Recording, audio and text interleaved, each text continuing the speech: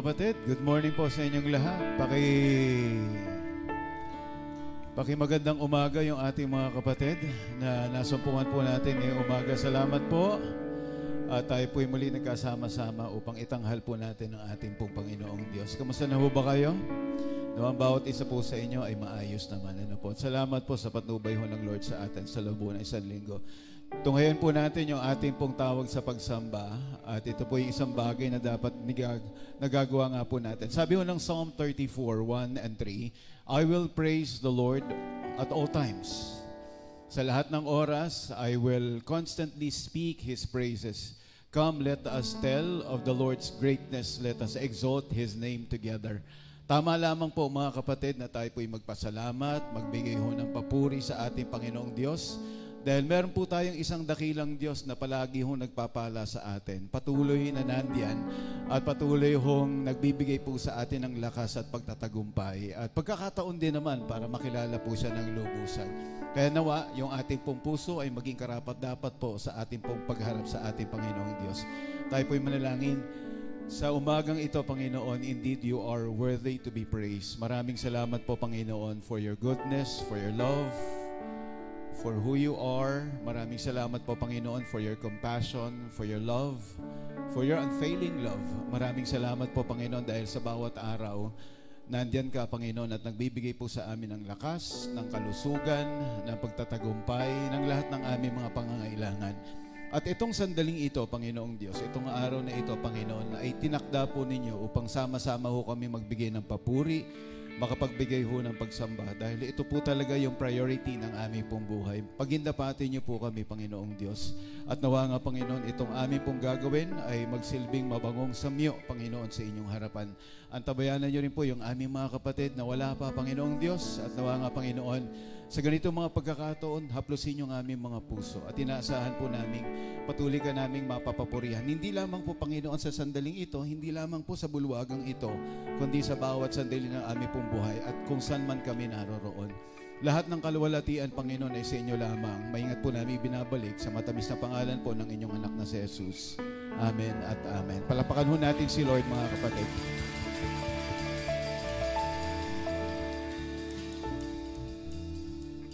Amen. Good morning po sa ating lahat.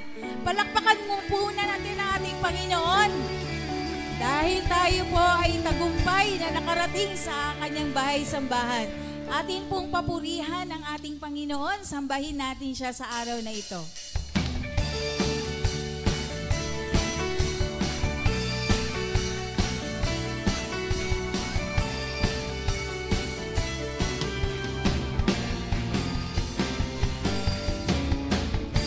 Dakilang biyaya, kami pinalaya mula sa bihag ng kasalanan. Pinatawan, pinagpala ng lubusan.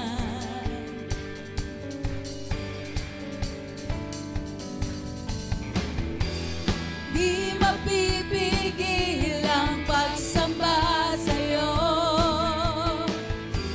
Jesus, dakila kang totoo. Tayo pong lahat. Ang lahat ay magsasaya, Jesus, mapupurihan ka. Ikaw lamang ang aming pag-asa. Ang lahat ay magsasabi, ang lahat ay luluhod, Jesus, ikaw lamang ang Panginoon.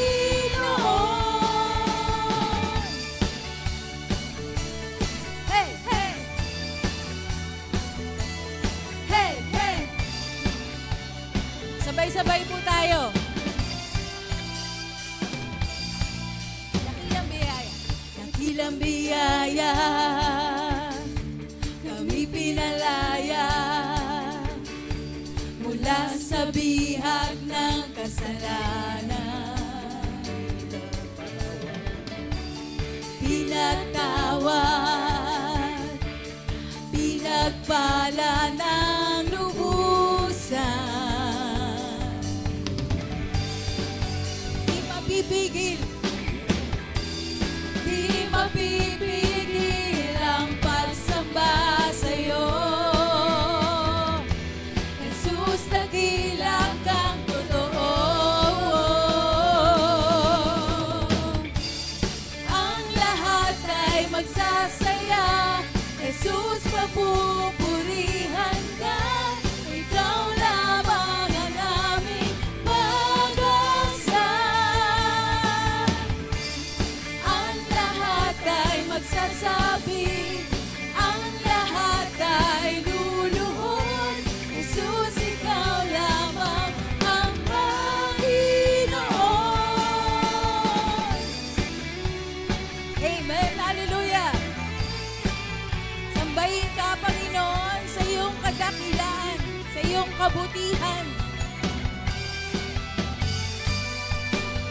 Sabay-sabay po tayo.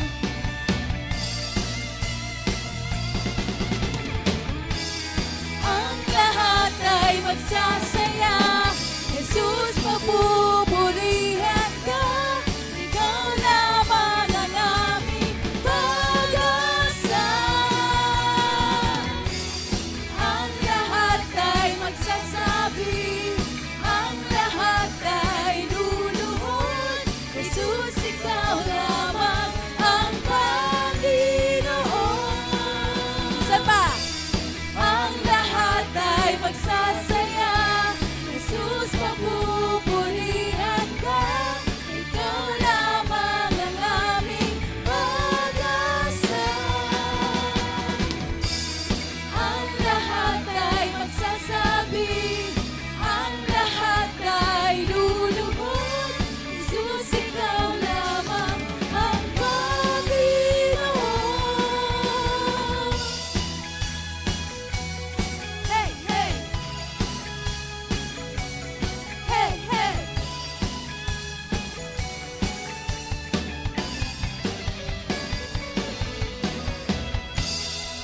Palakpakan po natin ang ating Panginoon. Purihin ka, O Diyos. Patuloy po natin siyang awitan. Tunay nga, ang kabutihan, ang biyaya ng Diyos sa atin ay tuloy-tuloy.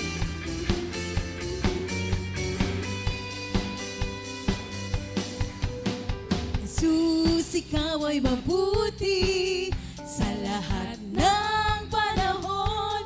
Di ka nagbabago. Tapat kang ang tunay. Kaya naman ang puso ko'y nagpupuri. Nagpapasalamat sa iyong kabutihan, sa iyong kahabagan. Sa biyaya mo.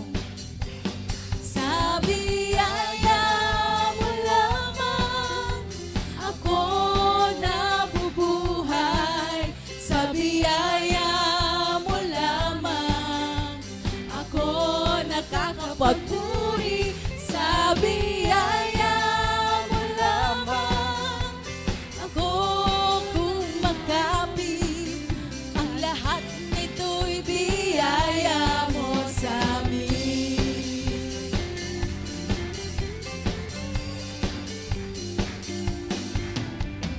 Ako ay namumuhay nang higit pa sa mga mapagtagumpay. Dahil sa'yo, Jesus, kaya naman ang puso ko'y nagpupuri.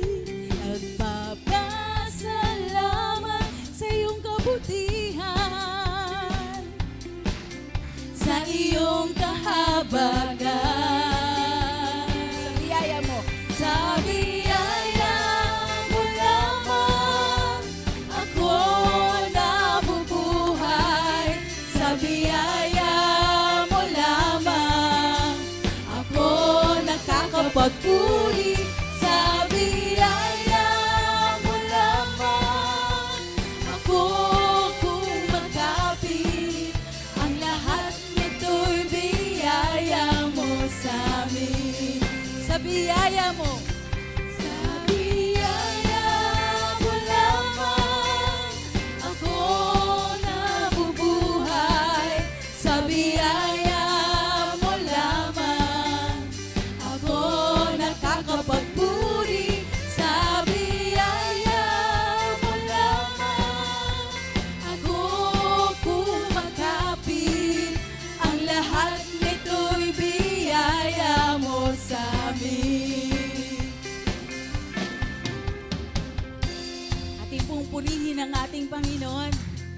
kanyang kadakilaan.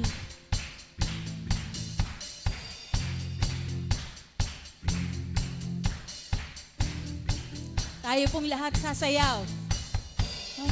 Sa tuwa at pasasalamat, tatalon sa galak, papupurihan ka. Sasayaw sa tuwa at pasasalamat, tatalon sa galak, papupurihan ka. Minsan pa, sasayaw sa tuwa at pasasalamat, tatalon sa galak, papupurihan ka, papupurihan ka. Sa biyaya mo lamang ako nabubuhay. Sa biyaya mo lamang ako nakakapagpuri. Sa biyaya mo lamang ako kumakapit. Ang lahat nito'y biyaya mo sa amin. Oh, sa biyaya mo lamang ako nabubuhay. Sa biyaya mo lamang ako nakakapagpuri.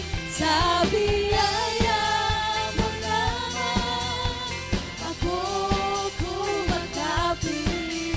Ang lahat nito'y biyaya mo sa amin.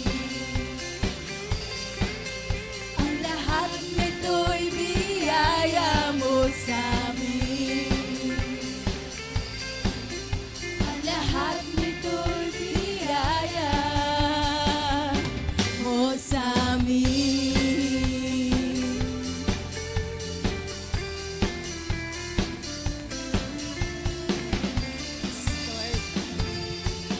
Hallelujah!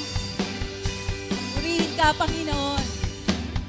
Palakpakan po natin ang ating Diyos na buhay. Tunay nga sa iyo lang, Panginoon, ang aming pagpupuri. Karapat dapat kang papurihan, Panginoon. Maraming salamat, Panginoon, dahil ikaw po ang nakakaalam. Ikaw po ang nakakasiyasat sa aming pong puso. Nawa maging karapat dapat kami, Panginoon, sa aming pong pagsamba ngayong umaga.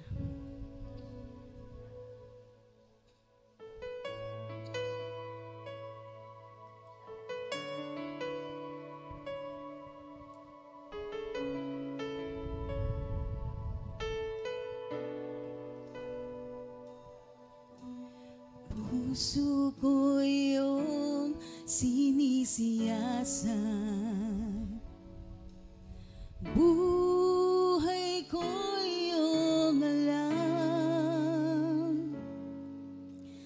ang lahat kong lihim, O Yahweh, ay tiyak mong nalalaman. Lahat ng aking ginagawa sa'yo ay hindi lingid. Ang lahat kong lihim, O Yahweh, ay tiyak mo ngang nababati. Salamat, Panginoon, kilala mo ako. Ang lahat ng bagay ay dilingid sa'yo. Salamat, Panginoon, tinutuwid mo ako. Ikaw lang ang may alam ng aking patutunguhan. Salamat sa'yo, Panginoon.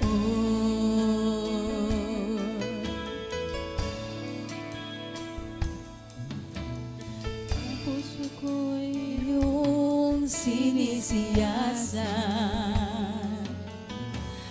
Buhay ko iyong alam, ang lahat kong lihim, O Yahweh, ay tiyak mo nalalaman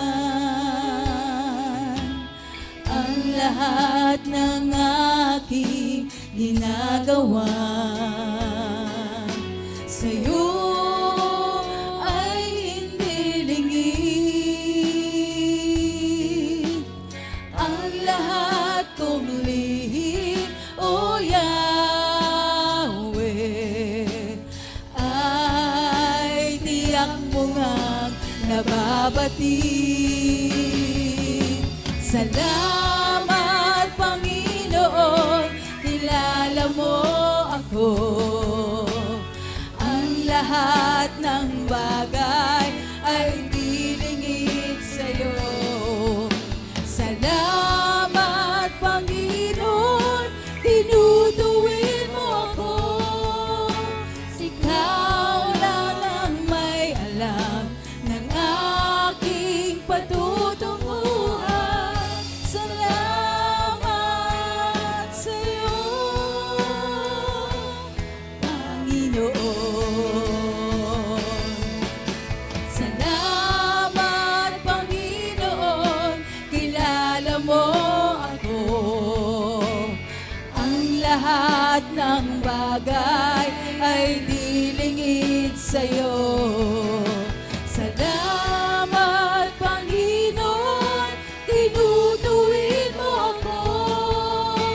Ikaw lang ang may alam ng aking patutunguhan. Salamat sa'yo, Panginoon. Salamat, Panginoon, kilala mo ako. Ang lahat ng bagay ay dilingid sa'yo. Salamat, Panginoon, tinutuwid mo ako. Ikaw lang ang may alam ng aking patutunguhan. Salamat sa'yo, Panginoon.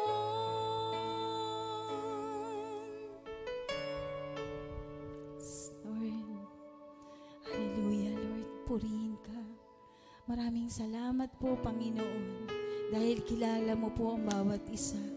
Alam po, Panginoon, kung ano man po yung laman ng aming pong puso. Maraming salamat, Lord, dahil alam po namin na kayo po yung lumikha sa amin, kaya mas kilala niyo po kami. Mas alam niyo po, Panginoon, kung ano po yung aming kalakasan, kung ano yung aming kahinaan, Panginoon. Subalit nariyan ka, Panginoon, na patuloy mo po kaming binabago from glory to glory. Sa bawat araw, Panginoon, na nagdadaan. Salamat, Panginoon, sinasamahan mo po kami. Salamat dahil meron ka po laging tugon sa lahat ng aming mga problema, sa anumang pinagdadaanan po namin sa buhay na ito. Maraming salamat, Panginoon, dahil pwede po kaming magtagumpay. Dahil sa biyaya mo, Panginoon, kami po ay nabubuhay. Salamat, Lord. Dahil sa iyo, Panginoon, patuloy po kami nakapagpapatuloy sa aming pong pananampalataya sa inyo. Dahil kung kami lang, Panginoon, mahina kami. Kung kami lang, Panginoon, hindi po namin kakayanin.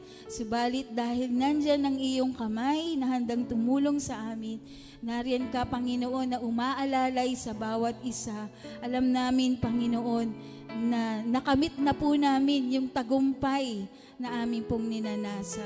Panginoon, sa umagang ito, inihahain po namin, we surrender our lives, Panginoon, ang aming pong puso, Panginoon, sa iyo.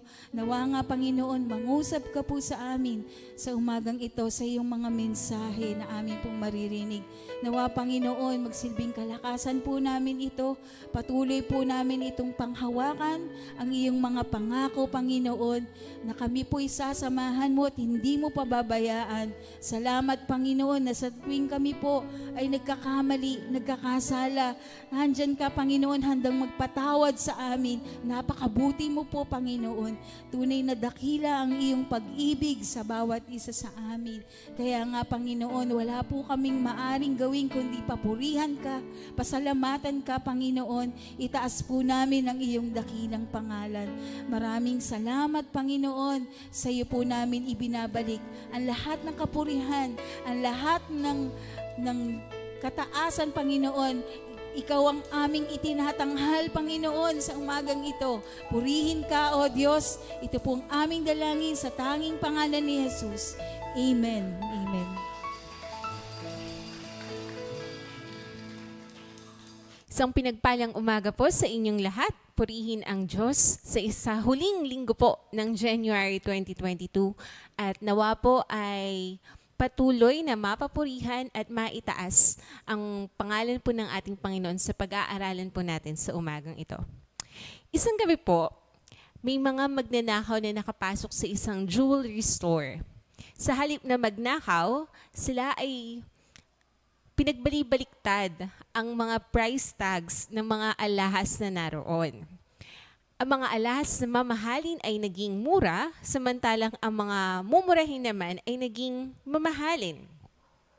Ang mga customers po na pumunta doon kinabukasan, nabibili ng mga alahas at hindi alam ang nangyari nung kinagabihan na merong mga pumasok na magnanakaw doon, ay tumingin ng mga alahas na nais silang bilhin.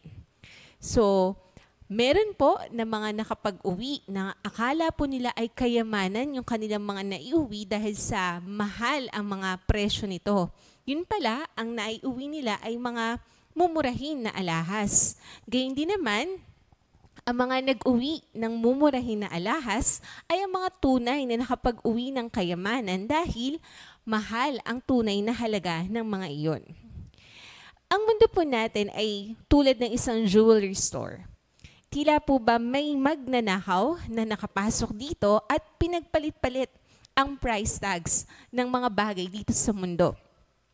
Hindi na po natin masabi kung ano talaga ang may halaga sa walang halaga.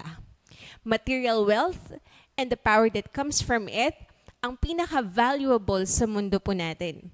Nauso pa po ang social media kaya mas lalong naging high in price ang popularity, prestige, beauty, and fame. Wala naman pong masama sa mga nasabi po natin if it's used for God's glory. Pero sinasabi po sa atin na actually, these are virtually worthless sa natatanging jewelry store na nagmamatter. At yun ay ang Kingdom of God. Sa umagang ito, ang ating pong nais ay ma-unlock ang mga sumusunod. Ano-ano po yun? Malaman po natin kung ano ang Kingdom of God, yung purpose po nito, and how can we seek it in our lives. Makikita rin po nawa natin kung ano ang tunay na mahalaga sa kaharian ng Diyos at paano natin maisasapamuhay ang mga ito. At magkaroon tayo ng kingdom mindset or mentality at intentionally na talagang magkaroon din po tayo ng kingdom living. Tayo po muna ay manalangin. Ama naming Diyos sa makapangyarihan sa lahat, maraming salamat po sa isang panibagong umaga na binigay niyo po sa bawat isa po sa amin. Salamat po sa magandang kalusugan. Salamat din po sa pribilehiyong ito na patuloy niyo pong binibigay sa amin. Salamat din po sa mga taong ginagamit ninyo para patuloy na tumakbo yung mga worship services kahit po virtual na nangyayari ito. Salamat din po, Panginoon, sa patuloy niyo pong pagbibigay ng wisdom sa bawat manggagawa rin po. Salamat din po sa mga pagpapala ninyo, Panginoon, sa bawat isa, sa bawat pamilya na nanonood ngayon. Salamat din po sa pag-iingat ninyo. At dalangin po namin, Panginoon, na sa mga oras na ito, tulungan niyo po kami na i-surrender yung aming mga puso't isipan, ang aming pandinig, ang aming buong sarili, ay tulungan niyo po kaming maitoon ang lahat sa inyo. At dalangin namin, Panginoon, na ikaw ang marinig namin na nagsasalita, ikaw ang marinig namin na nagpapaalala, ikaw ang marinig namin na magtatama sa amin sa pamamagitan ng mensaheng mapapakinggan po namin sa araw na ito. Mapapurihan ka at maitaas ka sa tanging pangalan po ng aming Panginoon na Jesus. Amen. Marami po sa atin, ang paboritong verse ay yung gagamitin po natin sa umagang ito. Basahin po natin ang Matthew 6:33. Sabayan niyo po ako. Ang sabi po sa Matthew 6:33, "But seek first His kingdom and His righteousness, and all these things will be given to you as well." Napakaganda po ng pangako ng Diyos na nakapaloob sa verse na ito. Sinasabi po sa atin na God will meet our needs as His children. Kung pag-aaralan din po natin, ang verse na ito ay nakapaloob po sa Sermon on the Mount ni Jesus na nagsimula sa Matthew 5. At kung babasahin din po natin ang Matthew 6:25, ganito po ang sinasabi. "Therefore, I tell you, do not worry about your life, what you will eat or drink, or about your body, what you will wear. Is not life more important than food, and the body more important than clothes?" And in reference po ng lahat ng nasabi since sa Matthew 5, we were given an incredible promise sa Matthew 6:33. Kaya nga lang po, marami po sa atin ang guilty sa pag-focus sa ibang bagay dito sa verse na ito. Aminin po natin, karamihan po sa atin, ang focus po natin yung all these things will be given to you. Kaysa dun sa seek first His kingdom. Lagi pong binibigyan rito ng pansin o diin yung provision ng Panginoon. Hindi naman po natin ide-deny ang kapangyarihan ng Diyos pagdating po sa pagbibigay niya ng ating mga pangangailangan. However, madalas po natin hindi nakikita ang isa pang bahagi ng text natin pagdating sa kingdom living na hindi po natin dapat i-ignore o hindi dapat isang tabi lamang. Hindi po natin dapat pagpalitin ng price tags ang dalawang ito. Mukhang napakasimple lang naman po ang nais sabihin dito. Pero katulad ng mga mamahaling bato at alahas, nakikita lamang ang tunay na halaga ng mga ito kapag tinignan po natin using a magnifying lens. At ganyan po ang gagawin natin sa umagang ito. Mayroon po tayong 4 na puntos para mahimay natin mabuti at maunawaan ng mas mainam ang Matthew 6:33. So una, handa po natin, no? Sulat po natin ito. Kung meron po kayong mga ballpen at papel. Number 1, see the reality. Jesus is king over a kingdom. See the reality. Jesus is king over a kingdom. Sinasabi po ni Jesus na seek first the kingdom of God. Lagi pong pinapangaral ni Jesus ang tungkol sa kaharian. Kung mapapansin din po natin, ito rin po ang lagi niyang topic sa preachings at teachings niya. Sinasabi rin po na sa Book of Matthew pa lamang, ang salitang kingdom ay 56 times na nabanggit sa loob lamang ng 54 na magkakaibang verses. Nang magsimula si Jesus sa public ministry niya, ang kanyang sinabi sa Matthew 4:17, "Repent, for the kingdom of heaven is at hand." Ipinahayag niya na may existing heavenly kingdom. Tinatawag niya po itong kingdom of heaven or kingdom of God. Pinagpapalit-palit niya ang mga terms na ito at malinaw po na ang heavenly kingdom na ito ay ang kaharian ng Diyos. Ang tanong, nasaan kaya ang kaharian na ito ng Diyos? Sinabi po ni Jesus na ito ay malapit lang. Ibig sabihin, nariyan at narito talaga. Makikita po ba natin ito? Mapupuntahan kaya natin ito? Nasaan ang sinasabing kaharian na ito? Ang isang kaharian ay isang lugar kung saan doon may hari na namamahala at naghahari at namumuno. Paanong nasabi ni Jesus na the kingdom of heaven is at hand or malapit lang? Dahil si Jesus ay isang hari at kung nasaan ang hari, naroon din ang kanyang kaharian. Paano tayo magiging bahagi ng kaharian na ito? Magiging parte o bahagi tayo ng kaharian na ito kung gagawin nating hari ng ating buhay si Jesus. May spiritual transformation na kailangang maganap. Kailangang may magbago sa atin from inside out. Ang tawag ni Jesus dito ay pagiging born again. Sinabi niya po kay Nicodemus sa John 3:3, I tell you the truth, no one can see the kingdom of God unless he is born again. Makakapasok tayo sa kaharian ng Diyos kung tayo ay ipinanganak na muli sa Diyos. Ito po ay hindi lang basta sinabi na, oy, born again na ako. Hindi lang po siya puro salita lang. Kailangan po merong spiritual transformation as mentioned kanina. Sabi rin po sa John 1:12, yet to all who did receive Him, to those who believe in His name, He gave the right to become children of God. Tayo ay ipinanganak na muli o magiging born again sa pamamagitan ng pagtanggap at pananampalataya kay Kristo.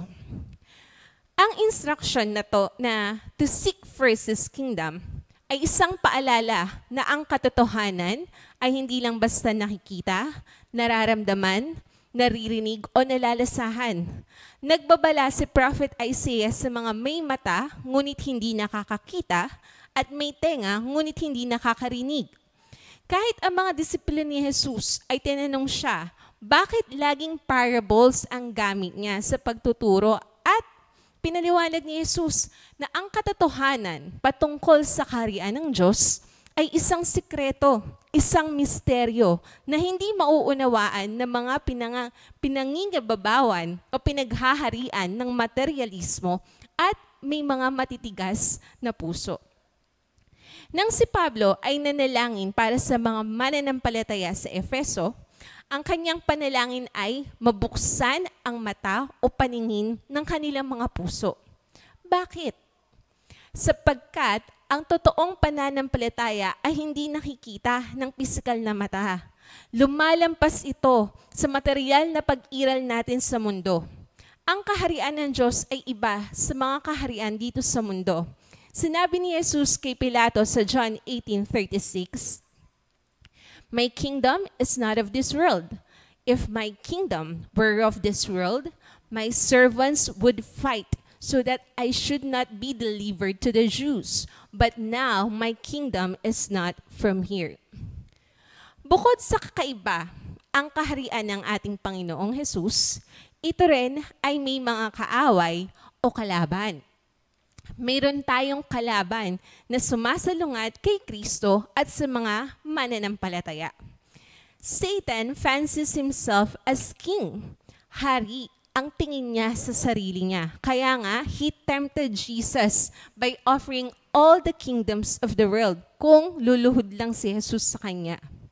Sabi ni John Eldredge sa libro niya na Wake the Dead, to live in ignorance of spiritual warfare is the most naive and dangerous thing a person can do. It's like skipping through the worst part of town late at night, waving your wallet above your head. It's like walking into an Al-Qaeda training camp, wearing an I Love the USA t-shirt. It's like swimming with great sharks, dressed as a wounded sea lion and smeared with blood. Kapag tayo ay nabigong pahalagahan ang pagiging tangi at kakaiba ng kaharian ng Diyos at kilalanin na merong nasa oposisyon nito, tayo po ay may pagkakamaling ikapapahamak po na atin. Kailangan natin makita, kilalanin, at maunawaan ang katotohanan sa kaharian ng Diyos. Si Jesus ang siyang hari. Jesus is King. Pangalawa, set a priority. Seek first God's kingdom. Set a priority, seek first God's kingdom.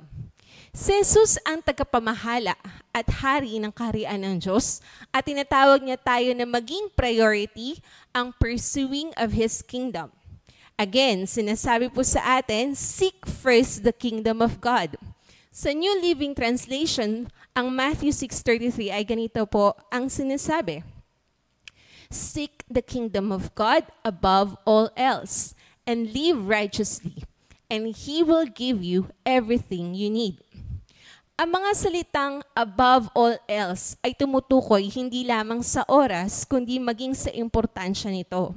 Hindi po sinasabi sa atin ni Jesus sa text ngayon na, sige, seek first the kingdom of God, tapos seek the things of this world. Ang nais bigyan diin dito ay ang tanging dapat lang natin na objective ay seeking His kingdom. Hindi po natin kailangan problemahin iyong all these things or everything we need. Dahil iyon ang gagawin ng Panginoon. Role po niya iyon, ang ibigay ang pangangailangan natin. Ang role po natin, to seek, hanapin, hangarin, at pagsumikapan na mamuhay tayo ayon sa paghahari at kalooban ng Diyos sa atin.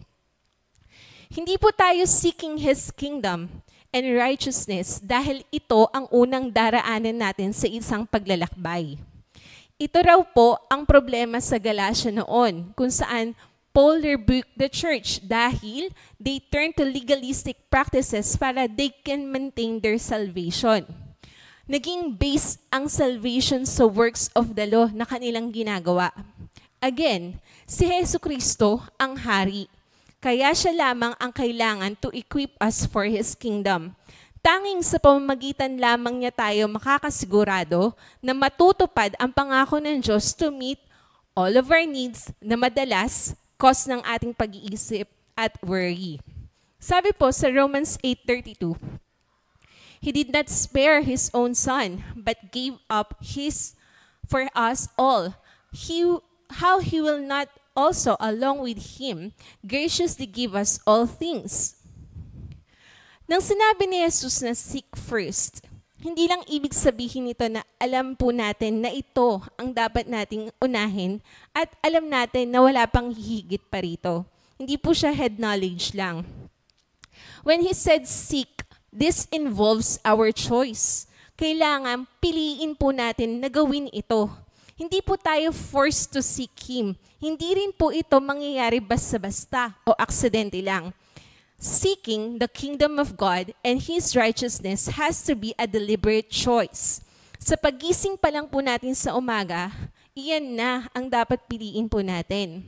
Sa bawat sitwasyon na kakaharapin natin, sa bawat taong pakikisamahan, sa bawat gawain, sa bawat desisyon, ang tanong ay pipiliin ko ba to seek the kingdom of God and His righteousness sa bagay na ito? Our prayers might include, Lord, open the eyes of my heart, open the eyes of our hearts so we can see you. But we need to be determined to choose always to seek Him. Pursuing God is a mysterious task, isang mahiwagang bagay. Hindi po nakikita, naririnig, o nahahawakan. Pero ang Diyos ay nahahanap at matutuklasan siya. Sabi sa Isaiah 55:6, Seek the Lord while He may be found. Call on Him while He is near. Jeremiah 29:13, You will seek me and find me when you seek me with all your heart. Colossians 3:1-3, Since then you have been raised with Christ, set your hearts on things above, where Christ is, seated at the right hand of God. Set your minds on things above, not on earthly things. For you died, and your life is now hidden with Christ in God.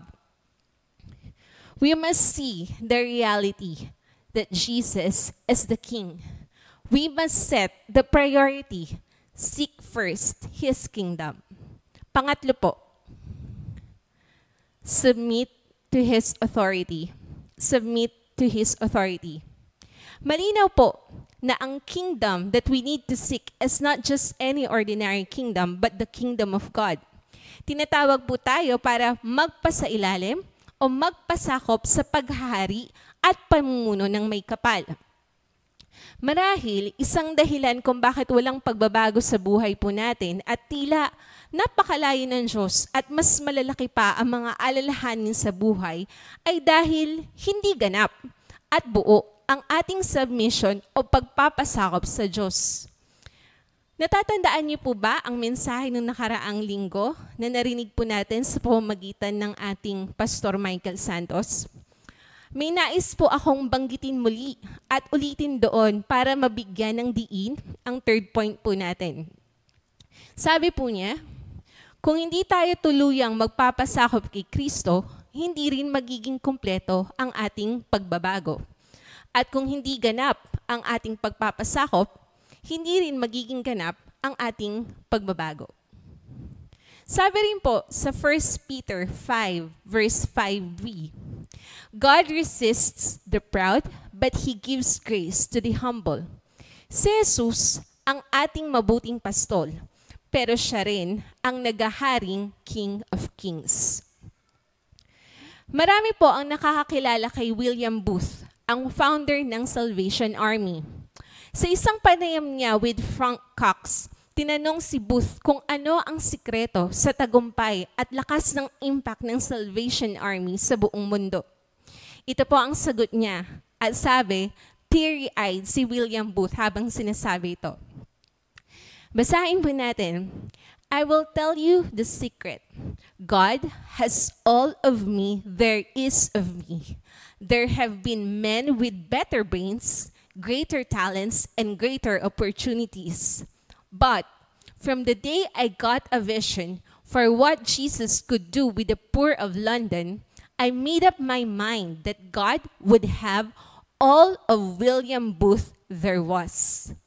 Alam po ni William Booth na sa Salvation Army, iisa lang ang Commander-in-Chief na may kapangyarihang lagpasan ang lahat ng puwersa na nagnanais magkaroon ng kontrol sa buhay po natin. Kailangan po natin maunawaan ito. Hindi po interesado ang Diyos sa sarili nating kaharian na nais po nating buuin.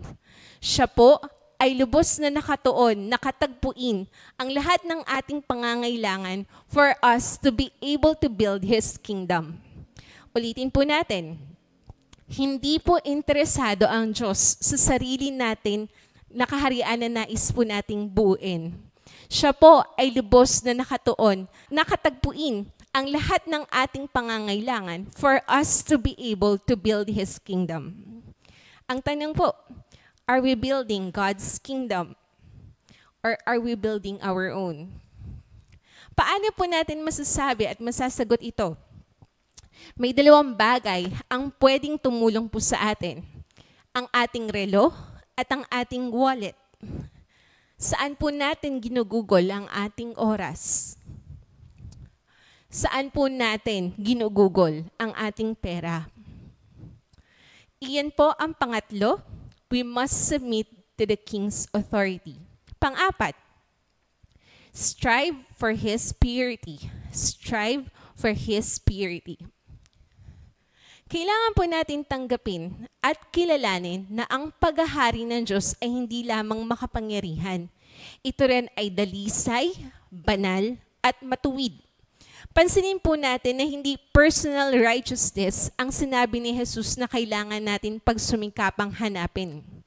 Opo, binabanggit sa ibang Bible passages na we need to strive for personal purity na according pa rin naman po sa righteousness ng Panginoong Jesus. Pero ang emphasis po sa Matthew 6:33 is God's righteousness. Hindi sinasabing magpakadalisay at magpakabanal at maging matuwid muna tayo bago lumapit sa Diyos. Ang sinasabi ni Jesus, ang Diyos ay matuwid. Hindi tayo nagiging tila Diyos dahil matuwid tayo, kundi nagiging matuwid tayo dahil kinikilala, nilalapitan, nagpapasakop at sumusunod tayo ng lubusan sa Diyos na matuwid. Nung ako po ay nagtatrabaho pa sa Makati, kapag stress out po kami sa department, Madalas po pumupunta po kami sa isang convenience store. Ito po yung Family Mart. Kasama rin po namin yung manager namin. Kasi sa Family Mart, marami pong cookies, cakes, pastries, kape, at Japanese food na instantly makakain po namin na hindi po nako-compromise yung lasa. As in, masarap po talaga. Parang binili niyo po siya sa mga high-end na kainan. This convenience store may relieve or satisfy yung cravings po namin. Pero kung healthy food ang pag-uusapan, syempre, hindi iyon ang kailangan namin. Hindi iyon ang tindahang dapat puntahan. Kasi kung gusto namin ng masustansyang pagkain, ibang lugar dapat ang aming bilhan at hindi doon. Ang provision ng Diyos ay hindi rin po matatagpuan sa mga convenience store na ang paninda ay temporary pleasures. Sabi po sa James 4:3, "You ask and don't receive because you ask wrongly, so that you may spend it on your desires for pleasure." Marami pong pwedeng ibigay ang mundo, pero hindi nito kayang ibigay ang tunay nating kailangan. Ang Matthew 6:33 ay hindi name it and proclaim it, it's yours. Promise ng Panginoon para ibigay lang ang lahat ng maibigan at magustuhan po natin. At baka po ang hinahanap po pala natin ay hindi naman matatagpuan sa storehouse ng Panginoon. Ang pangako po ng Panginoon ay He will meet the legitimate needs of those who seek Him and His righteousness. Philippians 4:19, And my God, who will meet all your needs according to the riches of His glory in Christ Jesus. Are we seeking the things that come from God's riches in glory? Ang mga nais po ba natin makuha o makamtan ay nakakapagbigay papuri at kaluwalhatian sa Diyos o tayo lamang po ang matutuwa dito? Iiwan ko po sa inyo ang kwentong ito. Aalis kami at 10:30 ng gabi kami makakarating. Ang sabi ng magulang ni Chad sa kanya, may pupuntahan po silang dinner at isasabay sila sa sasakyan ng kanilang kapitbahay. Habang wala kami, dito ka lang at tapusin mo yung history paper mo. Dagdag pa ng tatay niya.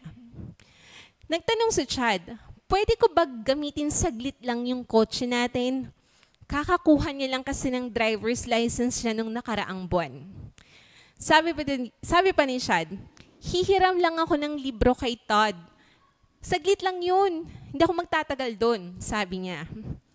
Ang sagot ng tatay niya, syempre, hindi pwede. Lahat ng libro na kailangan mo, meron ka. Kaya dito ka lang sa bahay at tapusin mo ang kailangan mong tapusin. Bad trip sa loob-loob ni Chad. Gustong-gusto niya kasing pumunta sa mga kaibigan niya habang wala yung mga magulang niya. Hindi naman nila gagamitin yung kotse, naisip niya. So bakit hindi ko pwede gamitin? Hindi ito tama sa isip-isip niya. Saglit lang naman ako lalabas at hindi naman lalagpas sa 1 oras. Marami pa akong oras para gawin ang history paper ko. Kaya kahit lumabas ako, kaya. So ginastify niya na yung kanyang gustong gawin. Nag-ring ang phone ni Chad. Si Todd tumatawag. Sabi, pumunta ka na rito, pre. Andito na kaming lahat sa amin. Nagdesisyon si Chad tuloy na pwede naman siya pumunta kina Todd at umuwi agad bago makabalik ang mga magulang niya. Magpapagas na lang ako, sabi niya, para hindi hinala na ginamit ko tong kotse. Bibilisan ko para matapos ko rin agad yung history paper ko. At umalis nga siya. At iniisip niya, perfect ang plano ko. Ang talino ko talaga sa loob-loob ni Chad. Habang nagmamaneho siya, boom! Biglang na-flat ang gulong. Bakit ngayon pa? Nasa isip ni Chad. Hindi pa naman siya nakakapagpalit ng gulong ever. Kailangan kong bilisan na palitan ito at maparepair yung flat na gulong para hindi ako mahuli ng magulang ko. So nag-isip na agad siya ng plano. Nilabas niya lahat ng gamit at nagsimula na siyang alisin yung mga lug nuts ng gulong para matanggal na ito. Pero, ang problema, di niya maialis. Kahit anong lakas ng pagpihit niya, ayaw pa rin makalas. Pagkatapos ng ilang oras, nagdesisyon si Chad na maglalakad na lang siya papunta sa pinakamalapit na gas station para humingi ng tulong. Pagod na pagod siya.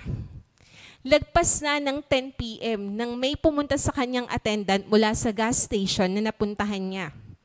Hindi siya makapaniwala dahil agad-agad natanggal ng attendant yung gulong na flat.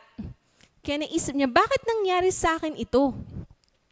Bakit siya natanggal niya agad? Bakit ako hindi? Hindi ito tama. Magiging grounded ako nito kapag nahuli ako ng magulang ko. Tinanong siya ng attendant, paano mo ba pinipihit ito? So, nag-isip si Chad, itong attendant na to, kala siguro nito hindi ako marunong. Sabi ni Chad, syempre, marunong akong magpalit niyan. Counterclockwise o pakaliwa ko pinihit.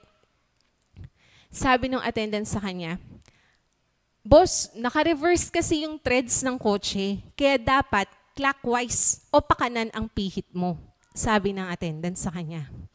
Ganun na lamang ang panlulumo ni Chad sa kanyang sarili. Marami po ang nahihirapan mahanap ang tunay na kaligayahan at fulfillment sa buhay dahil marami pong mali ang direksyon na tinatahak nila. Katulad ni Chad, ang pagpihit niya sa maling direksyon ay nagresulta lamang sa mas mahirap na sitwasyon. Walang mainam na pagbabagong nangyayari, sumasama pa lalo. Ang buhay po na itinuturo ng Panginoong Hesus ay parang reverse thread din, kabaligtaran ng iniisip ng karamihan. Sinasabi po ng mundo, gawin mo lahat para sa sarili mo. Unahin mong piliin ang sarili mo. Pero, ang sabi po ng Biblia sa atin, whatever you do, do everything for the glory of God.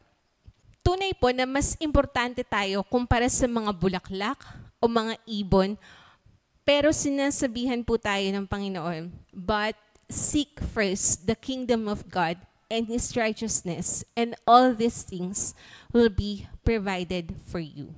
Kaya po, let's see the reality that Jesus is King over a kingdom. Let's set a priority.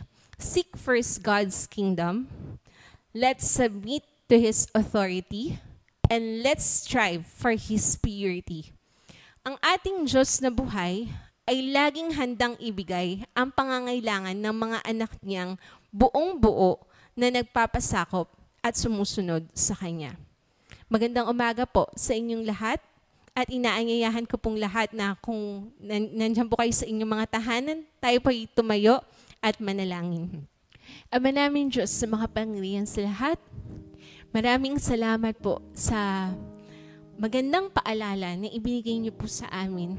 Maraming salamat po na kahit sa kabila ng aming mga pagkukulang, sa kabila po ng aming mga pagkakamali, patuloy po kayong nagbibigay ng mga paalala, ng corrections po sa amin dahil gusto niyo po na mapainam kami, na mapabuti po kami, Panginoon. Kaya naman, humihingi po kami ng kapatawaran kung most of the time, tunay nga po na talagang inuuna po namin yung gusto po namin, yung sarili po namin ang aming sinusunod. We ask for your forgiveness at dalangin namin, Panginoon, na tulungan niyo po kami by your grace to surrender all of us in you. 100% na every time, Panginoon, na magigising kami sa umaga, help us to surrender everything in you sa buhay po namin dahil you deserve everything in us. At dalangin din po namin, Panginoon, na sa bawat decision, sa bawat action, sa bawat words na sasabihin po namin, sa bawat relationship din po na bubuuin o inaalagaan po namin, may you be glorified. Ikaw ang masunod, ikaw ang maitangyag, ikaw ang maitaas. At dalangin namin, Panginoon, na nawa nga po, lagi naming titignan na our role is to seek your kingdom and your righteousness at tulungan niyo po kami na magtiwala, natutuparin niyo po yung inyong role na i-provide ang lahat ng aming pangangailangan. Kaya naman patuloy po kaming lumalapit sa inyo para po sa lahat ng nanghihina ngayon, whether it be physical, emotional, mental, or spiritual. Panginoon, hipuin niyo po sila, palakasin niyo po sila, Panginoon. Dalangin din po namin ang kagalingan ng aming mga kapatid na may karamdaman, lalong-lalo na po, tinataas po namin sa inyo ang aming Pastor Roy Navarro at ang aming Pastor Joey Reyes. Dalangin po namin, Panginoon, ang inyong pagkilos sa buhay po nila at sa buhay po ng kanilang pamilya. We declare healing be upon them and your provision be upon them and their families too. Lord, we also pray para po sa lahat ng nanonood ngayon, touch their hearts, touch their minds, Panginoon, maging yung mga kasama po nila sa kanilang mga tahanan, yung mga kasama po namin sa tahanan. Help us all, Panginoon, to be submissive to your authority, Panginoon, na maging obedient kami sa inyo, Panginoon, dahil ang tunay na blessing ay nasa pagsunod po namin sa inyo. Nawa, Panginoon, sa bawat gagawin po namin, talagang we will decide to obey you and to submit to you. Mapapurihan ka, Panginoon, at patuloy namin tinataas ang lahat din po ng gawain sa iglesyang ito. Mapupurihan ka, maitaas ka, kayo ang patuloy na mag-provide ng wisdom sa lahat po ng manggagawa. Kayo po ang patuloy din na mag-provide ng finances sa lahat po ng kailangan din pong ayusin at gastusin, Panginoon. And we declare victory for your glory, Panginoon. Hindi po ito para lang po may maitaas sa tao, kundi ikaw ang maitaas, Panginoon, sa bawat gawain po na meron ang Bayan ng Diyos Church. Panginoon, patuloy po naming nilalapit ang bawat isa sa inyo. Katagpuin niyo po kami kahit po virtually lamang, kahit po anong oras naming mapanood ito, katagpuin niyo po kami ang bawat isa, Panginoon. Maramdaman po nawa ng bawat isa ang presensya po ninyo. Sa tanging pangalan po na aming Panginoon na Jesus. Amen. Panginoon, sa pagwakas po ng aming gawain, patuloy niyong ipatanggap sa inyong mga anak ang inyong pagpapala at basbas sa pamamagitan nga po ng pagtataas ng kamay ng inyong lingkod sa ngalan lamang po ng inyong anak na si Jesus. Ngayon, tanggapin po natin ang walang hanggang pag-ibig ng Diyos Amang nasa langit, ang biyaya at pagliligtas ng ating Panginoong Hesukristo, ang pag-ipisan at kaaliwan ng Kanyang Santong Espiritu, ang siyang sumating lahat mula ngayon at magpakailanman. Amen at Amen. Sige po, muli po tayong umawit sa Panginoon bago po tayo mag-iwa-iwalay. Hey! Hey!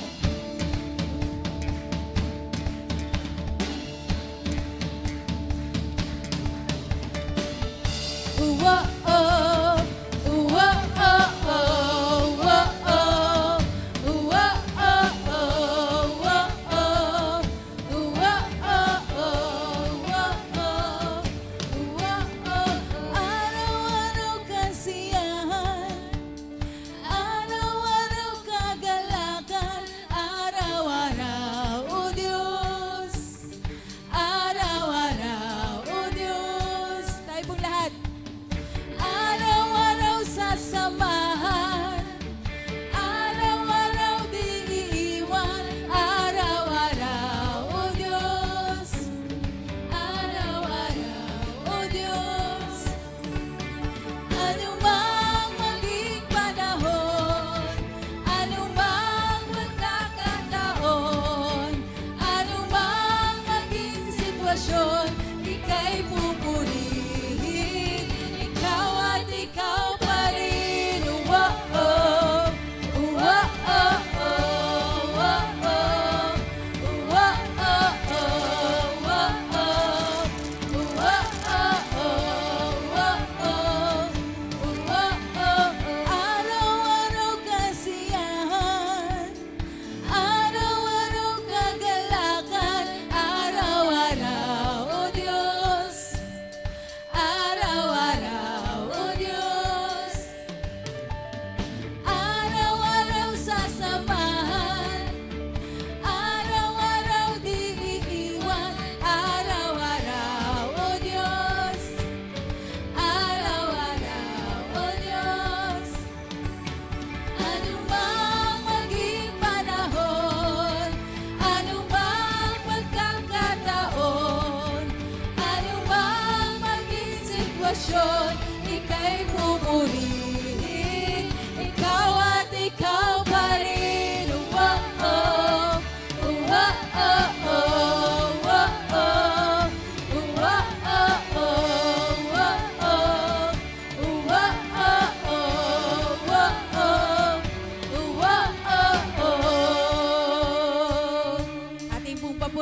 ating Diyos na walang katulad.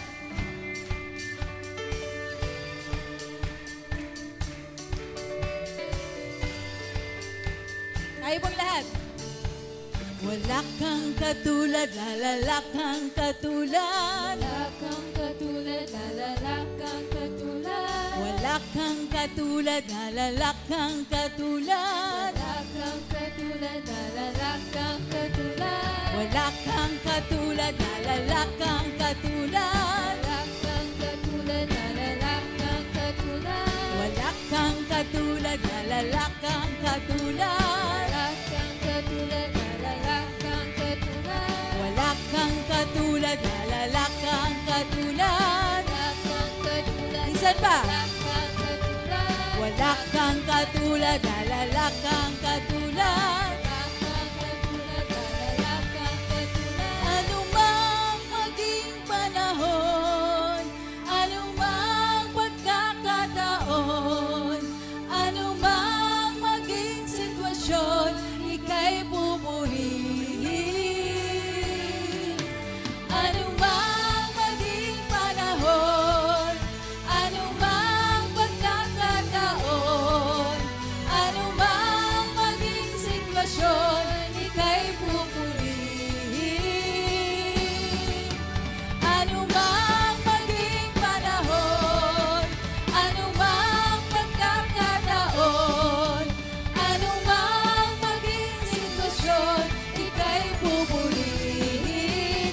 Ikaw at ikaw pa rin. Oh-oh, oh-oh, oh-oh, oh-oh,